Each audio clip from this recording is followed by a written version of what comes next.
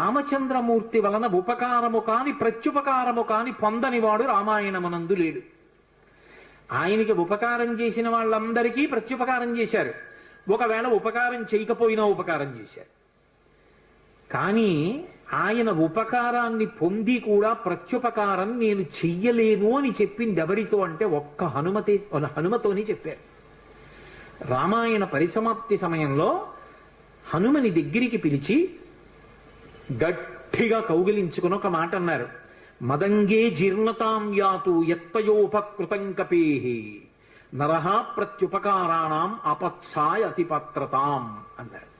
హనుమా, నువ్వు చేసిన ఉపకారము నా శరీరమునందు జీర్ణమైపోవుగాక. ఎందుకని? నువ్వు నాకు చేసిన ఉపకారానికి నీకు ప్రత్యుపకారం చెయ్యడం ఇక సాధ్యం కాదు.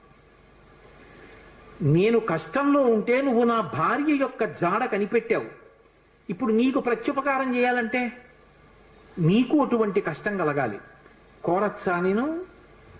అందుకని నేను కోరను. నీకటువంటి ఆపద రాదు. కాబట్టి నీకు నేను ప్రత్యుపకారం చెయ్యలేను. నీవు చేసిన ఉపకారము నా శరీరమునందు జీర్ణమైపోవుగాక అని కౌగలించుకున్నారు. హనుమ ఒక్కరు తప్ప రామాయణం మొత్తం మీద ఈ స్థితిని పొందిన వారు వేరొకరు లేరు. అందుకే రామచంద్రమూర్తి అవతార పరిసమాప్తి సమయంలో ఆయనతో అందరూ వచ్చేస్తానని వెనక వెళ్ళిపోతున్నప్పుడు హనుమని కూడా అడిగారు.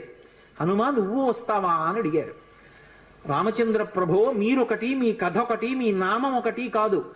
ఎక్కడ ఏమి తెలిసినా తెలియకపోయినా రామనామము రామనామము రమ్యమైనది రామనామము అంటే అక్కడ పెడతాను. రామ కథ చెప్తే పెడతా, రామాయణం చెప్తే పెడతా. ఇప్పుడు రాముడు అన్నాడు, మక్కథా ప్రచరిష్యంతి యావల్లోకే హరీశ్వర తావద్రమస్య సుప్రీతో మద్వాక్యమనుపాలయం. రామశాసనం హనుమకి.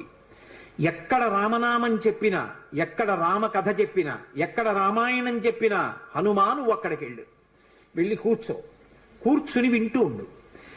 హనుమ సభలోకి వచ్చారు అంటే సభలో ఉన్న వాళ్ళందరికీ మంగళమే. నన్ను నమ్మండి, చచ్చిపోయేవాడు కూడా బతుకుతాడు. హనుమ దర్శనం అంత గొప్పది. ఆయన దర్శనం చేస్తే చాలు.